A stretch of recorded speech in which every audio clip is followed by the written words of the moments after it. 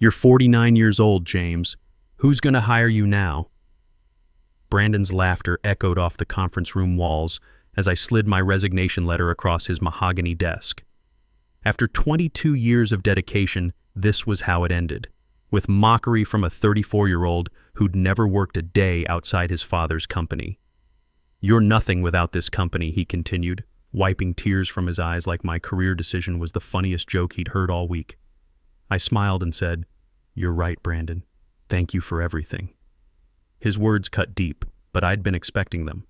The resignation letter sat there between us like it was personally offending him. The conference room suddenly felt too small, too warm, filled with 18 months of accumulated tension and stolen credit. I mean it, James, Brandon continued, leaning back in his leather chair with that smug expression I'd grown to despise, the one that appeared whenever he sensed weakness or opportunity. Who else would hire someone with your limited tech skills? We took a chance on you when Dad restructured the department. Limited tech skills.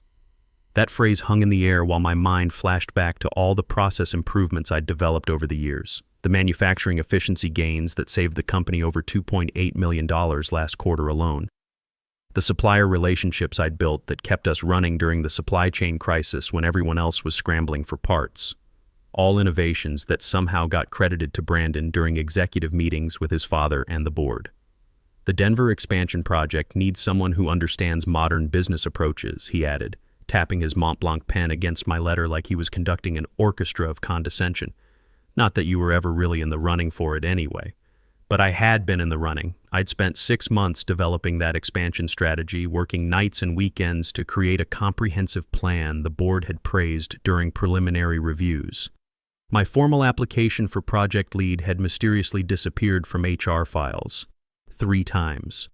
The position eventually went to Brandon's fraternity brother from Wharton who'd been with the company for exactly 8 weeks and couldn't tell the difference between operational efficiency and operational theater. I appreciate everything you've taught me, I said, maintaining eye contact despite wanting to walk out of that room and never look back. This just feels like the right time for a change. Running away because you can't handle real responsibility, he said, sliding my letter into his desk drawer like he was filing away my entire career. Go ahead. I'll enjoy watching you fail out there in the real world. What he didn't know, what none of them knew, was that for the past 4 months, I hadn't been eating lunch alone at my desk like everyone assumed. I'd been slipping away from the building and walking 4 blocks through downtown Cleveland to the Sterling Club, meeting with someone who would change everything about my professional future. My name is James Harrison Wild. I'm 49 years old, and until 2 weeks ago, I was an operations director at Westfield Manufacturing. I've been working in operations and logistics for 22 years, ever since I got out of the Navy and decided to put my industrial engineering degree to work in the civilian world.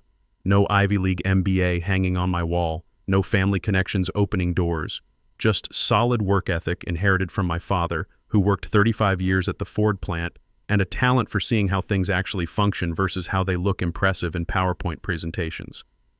I graduated from Ohio State with a degree in industrial engineering, worked twice as hard as the guys with fancy pedigrees because I had to prove myself every single day. I was the one who showed up at 7:15 every morning, stayed until the problems got solved, and volunteered for the projects nobody else wanted to touch. People called me dependable, thorough, practical.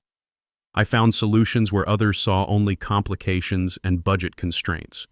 Brandon became my direct supervisor 18 months ago when his father, CEO Theodore Westfield, restructured the operations department to bring fresh thinking to traditional processes. At 34, Brandon had an MBA from Wharton and a remarkable talent for taking credit for other people's innovations while presenting them as his own strategic insights. His favorite phrase during our weekly team meetings became, James had some solid initial thoughts here, but I could see what this concept needed to become something actionable and scalable. Translation. I did the work, he took the credit and added buzzwords to make it sound more sophisticated. The day I resigned started exactly like the previous 400 days. I arrived at the office at 7:15, checked production reports from our night shift, updated project timelines, and responded to emails from suppliers about delivery schedules. At 11:45, I told my assistant Carol that I was hitting the gym for a quick workout, then walked those familiar 4 blocks to meet with William Sterling Hoffman. Most people in our industry knew that name, even if they'd never met the man behind it. William had run Hoffman Industries for 35 years before retiring 3 years ago, transforming struggling manufacturing operations across the Midwest into industry leaders. When he stepped down from active management, rumors flew about his reasons: health problems, family crises, secret government consulting contracts, or just exhaustion from decades of 70-hour weeks. The truth, as I would learn, was simpler and more interesting than any of the speculation swirling through industry publications and conference networking sessions. Our first meeting had been pure coincidence, the kind of random encounter that changes everything without you realizing it at the time. I was volunteering at the annual United Way golf tournament, working the registration table because my wife Linda and I believed in giving back to our community. William was playing in the tournament with a foursome of other retired executives, and we ended up talking during a 30-minute rain delay that sent everyone scrambling for the clubhouse. He asked questions about modern manufacturing challenges that nobody had ever posed to me before. Not the usual small talk about productivity metrics or cost reduction targets, but deeper questions about systemic inefficiencies and how American manufacturing could compete in a global economy where labor costs would never be our advantage. Most people focus on cutting costs, he said, sipping his coffee while rain drummed against the clubhouse windows. But the real opportunity is in eliminating waste that nobody's even identified yet. That conversation led to lunch the following week at the Sterling Club, an old money establishment downtown where the waiters knew everyone's name and the business deals were as carefully orchestrated as the wine selection. Then another lunch. For 4 months, we met every Tuesday and Thursday at the same corner table, discussing industry trends, operational innovations, and what the next decade might look like for American manufacturing. You see inefficiencies others miss, he told me during our 5th meeting, studying me with those sharp blue eyes that had intimidated competitors for 3 decades. Most managers manage people. You manage systems. I never complained about Brandon or the credit stealing during these meetings. Somehow it felt unprofessional, like airing dirty laundry to someone whose respect I was trying to earn. Instead, I focused on solutions, improvements, and possibilities. William tested me with increasingly complex scenarios that required practical thinking rather than theoretical knowledge. He'd describe a struggling manufacturing plant, real situations from his consulting work he later revealed, and ask how I'd approach the problems. Sometimes I nailed it, identifying bottlenecks and solutions that aligned with his experience. Sometimes I fell completely flat, missing obvious issues or proposing changes that would create more problems than they solved. But I always learned something from his feedback. The difference between good operations managers and great ones, he said during our 8th lunch, cutting into his salmon with surgical precision, is that good ones solve today's problems. Great ones prevent tomorrow's. What I didn't realize during those early lunches was that William hadn't actually retired from business. He'd stepped back from day-to-day management to identify the right partner for his next venture. For over a year, he'd been quietly interviewing potential candidates, but not through traditional channels or executive search firms. I've been watching how different people approach problems, he explained during our 14th meeting, his voice carrying the authority of someone who'd made billion-dollar decisions and lived with the consequences. Most people stick to what they learned in MBA programs. You adapt to what actually works in real environments. The Sterling Club had become our regular spot, a place where conversations happened in measured tones and handshake agreements still meant something. William always arrived first, always ordered the same lunch, and always had a new challenge for me to consider. I started looking forward to these meetings more than any other part of my week, including weekends. 2 weeks before I submitted my resignation letter, William made the offer that would change everything about my professional future. "I'm starting a consulting firm," he said, setting down his coffee cup with the deliberate movement of someone who'd rehearsed this conversation. Operational excellence for mid-market manufacturers, companies with $50 million to $500 million in revenue who are getting squeezed by larger competitors and offshore production. The Sterling Club's dining room hummed with quiet conversations around us, the sound of serious business being conducted over properly prepared meals. I waited for him to continue, sensing that this moment was more significant than our previous discussions. "The board has approved initial funding of $2.8 million, he continued, "and I want you as senior partner, not an employee, not a consultant, but a partner with equity stake and decision-making authority.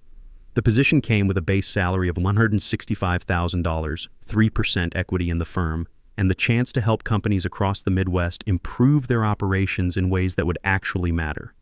It also required complete confidentiality until we made the public announcement, which wouldn't happen for at least 6 weeks. "Why me?" I asked, genuine curiosity overriding the excitement that was building in my chest. "You could have your pick of executives with better credentials and more prestigious backgrounds." William's answer would stay with me for the rest of my career. Because when systems fail, you don't just complain about bureaucracy or blame other departments. You figure out how to make them work better. That's rarer than people think.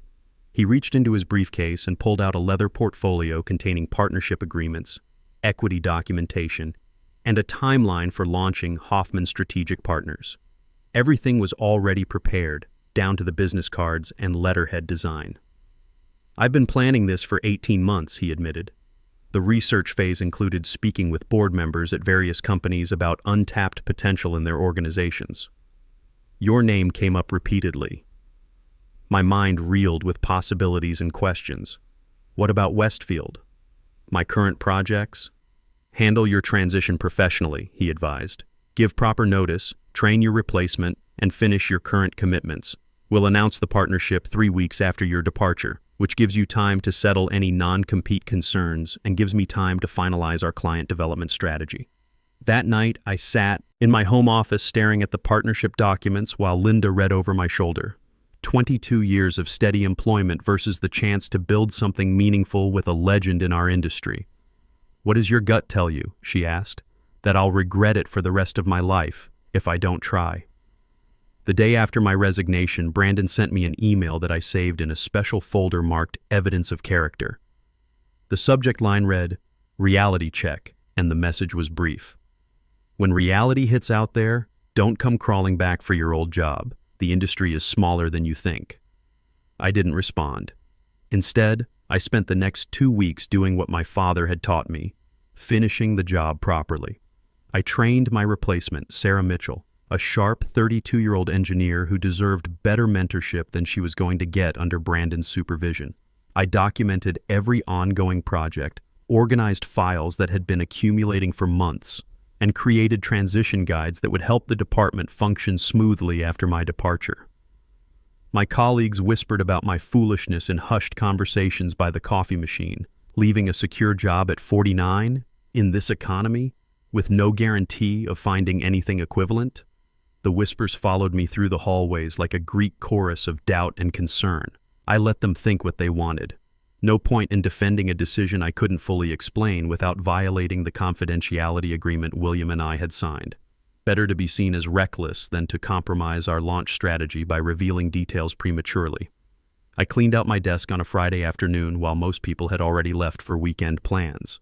22 years of accumulated desk accessories, family photos, and industry awards fit into one medium-sized cardboard box. As I carried it through the empty hallways, past the conference rooms where I'd presented so many ideas that became Brandon's innovations, I wondered if I was making the biggest mistake of my professional life.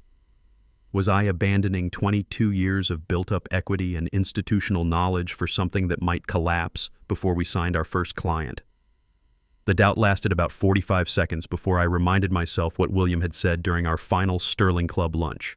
The biggest risk isn't failure. It's spending the rest of your career wondering what might have been.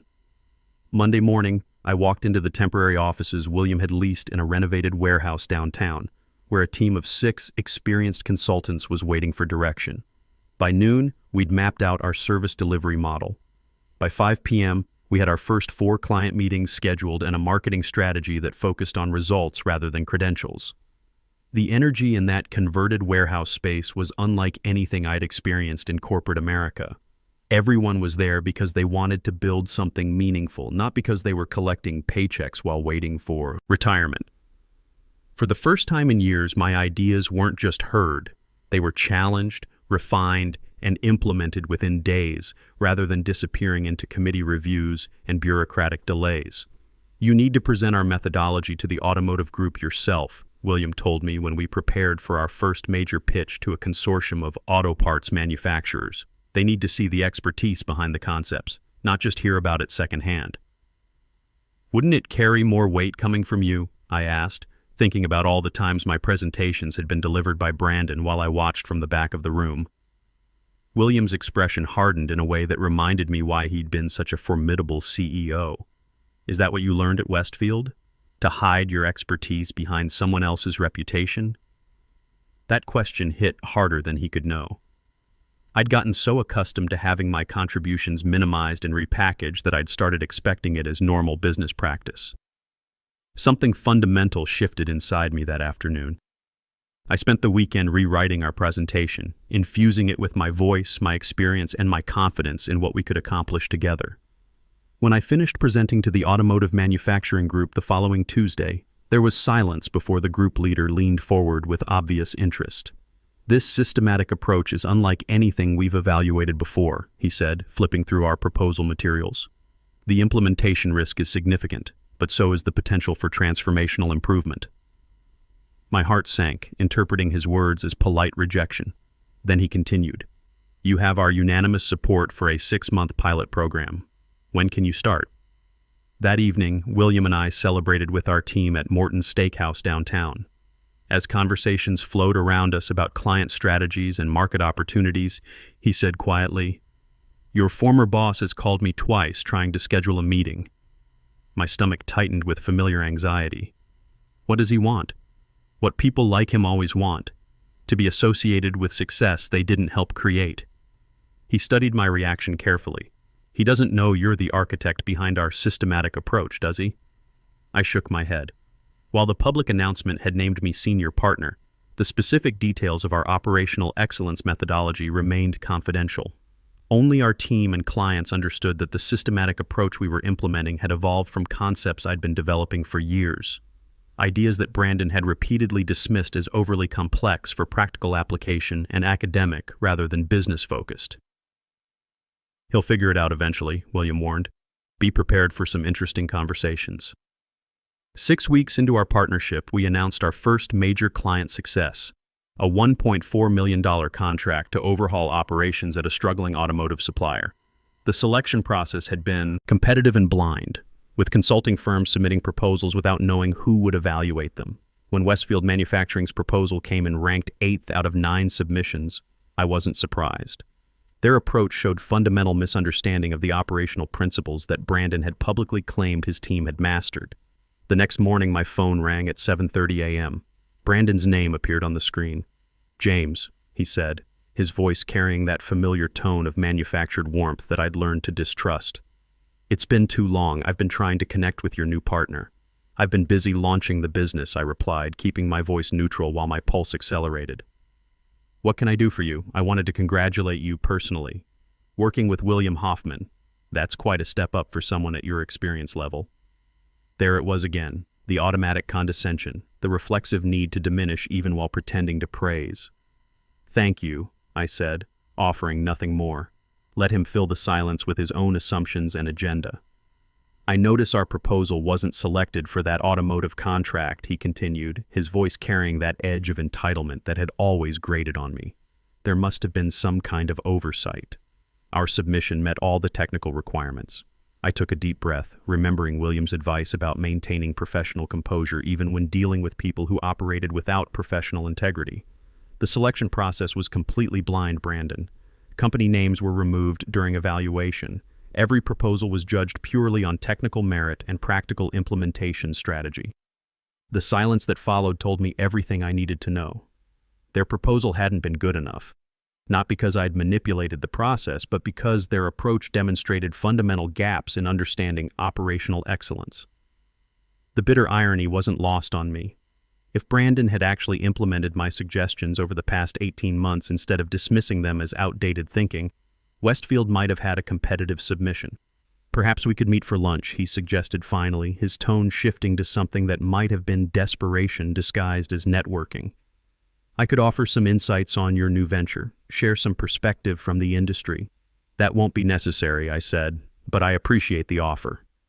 2 weeks later, Manufacturing Weekly published an interview with Brandon that made my blood pressure spike to dangerous levels. In it, he claimed that the operational excellence methodology at the heart of our consulting practice had originated in his department at Westfield Manufacturing.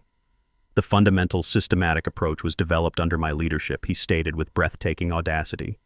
While certain elements have been modified for different client applications, the core framework emerged from our team's process improvement initiatives last year.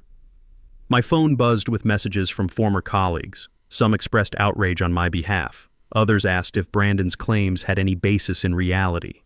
William forwarded me the article with a single question mark waiting for my explanation. Rather than engage in a public dispute that would force us to reveal proprietary details before we were ready, I suggested something more elegant. Let's invite Brandon to our quarterly client showcase, I told William.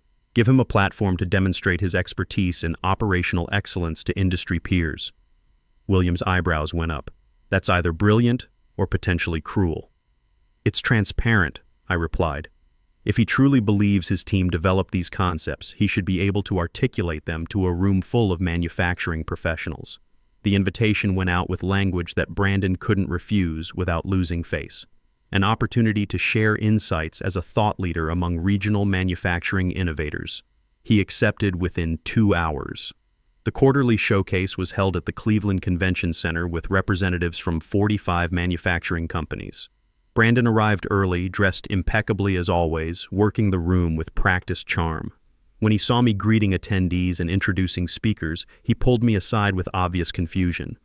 "I wasn't expecting to see you in a presenting role," he said. "I thought you'd be handling logistics coordination." I smiled. Something like that. Before I could elaborate, William called the session to order. He welcomed everyone, outlined the agenda for discussing operational excellence in American manufacturing, then introduced me not just as senior partner, but as the lead architect of our entire systematic methodology. James will walk us through the theoretical foundations and practical applications before we hear from several companies about their implementation experiences, William announced to the room. Brandon's expression froze somewhere between shock and dawning comprehension as I took center stage and began my presentation. I outlined the systematic approach to identifying operational inefficiencies, the cost-benefit analysis methodology for prioritizing improvements, and the change management principles that had produced measurable results for our clients. When I finished, the room erupted in sustained applause. Everyone except Brandon, who stared at his hands with the expression of someone realizing he'd walked into a trap of his own making. Next, representatives from 4 client companies shared their experiences implementing our framework. Efficiency gains of 18 to 32%, cost reductions exceeding initial projections, improved employee satisfaction scores and reduced turnover rates, testimonial after testimonial of real results from real implementation. Finally, it was Brandon's turn. William introduced him as representing a company interested in operational excellence and invited him to share Westfield's approach with the group. He stood, slowly, straightening his tie with hands that weren't entirely steady. "Thank you for the opportunity," he began, his voice lacking its usual commanding tone. "As I've mentioned in recent interviews, many elements of this systematic approach have parallels to work our team has been developing." A murmur ran through the room as experienced manufacturing executives recognized the obvious hedging and backpedaling. "However," Brandon continued, sensing the skepticism and attempting damage control, "today I'm more interested in learning how we might adapt these proven methodologies to our specific operational challenges." That's when I did something I hadn't planned. I raised my hand and spoke with the calm authority that comes from actual expertise rather than borrowed credibility. "Actually, Brandon, I'd be very interested to hear more specifics about the operational framework your team developed. Could you walk us through the key elements and how they differ from what we've presented today?" The room went completely silent. 45 manufacturing professionals shifted their attention between us as Brandon's confident facade crumbled in real time. He cleared his throat, adjusted his watch, glanced around the room seeking an ally who didn't exist. What followed was 3 minutes of professional fumbling that I almost felt sorry witnessing. Brandon stumbled through vague statements about systematic process optimization and efficiency enhancement protocols while carefully avoiding any specific claims he might have to defend. With each evasion, his credibility visibly evaporated. The audience, experienced executives who knew substance from sales pitch, grew visibly uncomfortable watching someone so obviously unprepared attempt to discuss concepts he clearly didn't understand. Finally, William stepped in with the moment that would define Brandon's reputation in our industry for years to come. While Brandon collects his thoughts, he said, clicking his remote to display a new slide, I'd like to share some background with the group. The screen showed a timeline documenting the development of our operational excellence methodology, including dated records of concept sessions, test implementations, and client results. Every entry traced back to documented work I'd done over the previous 3 years. This timeline shows the actual evolution of our approach, William continued, including research I conducted while identifying potential partners. Part of that process involves speaking with board members at various companies about untapped potential within their organizations. My heart stopped when I realized what was coming next. Board member Patricia Wu at Westfield Manufacturing was particularly helpful. She provided examples of innovative proposals that had been repeatedly submitted but never implemented, proposals that demonstrated exactly the kind of systematic thinking we were seeking. On screen appeared copies of my original operational improvement proposals too, Brandon complete with his dismissive comments in the margins. Comments like overly academic for practical application and demonstrates misunderstanding of budget realities. The same concepts that now formed the backbone of our successful consulting practice, generating measurable results for clients across the region. Brandon's face went from red to white. Those documents were internal company materials. Indeed they were, William agreed, which makes your recent public claims particularly problematic, both ethically and from a legal standpoint. The showcase concluded shortly after, with Brandon making a hasty exit that fooled no one. As attendees gathered their materials and exchanged business cards, William approached me with something that might have been an apology. I should have warned you I was going to present that timeline, he said. Why didn't you? I asked. Because I wanted to see how you'd handle the moment when he tried to claim credit again. You chose transparency over personal revenge. That confirmed everything I believed about your character. 6 months after my resignation, Hoffman Strategic Partners was profitable, growing, and making a real difference in American manufacturing. Companies throughout the region were implementing our operational excellence framework, creating measurable improvements in efficiency, cost control, and employee satisfaction. Yesterday, I received a LinkedIn message that now sits framed on my desk. It came from a 53-year-old operations manager in Detroit who'd read about our company in Industry Week. Finally, he wrote, someone proving that experience beats credentials every time. A year later, I'm sitting in my corner office overlooking downtown Cleveland, watching our 15th client sign their contract extension. The constant background noise of age discrimination and workplace diminishment that used to fill my head has been replaced by something I'd forgotten could exist: genuine professional respect earned through results rather than politics. Our team now includes 12 seasoned professionals, each of whom brings decades of real-world experience to solving complex operational challenges. Gray hair and reading glasses aren't signs of decline in our office. They're badges of expertise that clients value and competitors try to recruit. Sometimes the best revenge isn't destroying your opponent. It's building something so much better that their attempts at sabotage become irrelevant. Sometimes winning isn't about getting even. It's about proving that everything they said you couldn't do was not just wrong, but laughably small compared to what you actually could accomplish. Experience isn't outdated, it's irreplaceable. And at 49, I'm just getting started.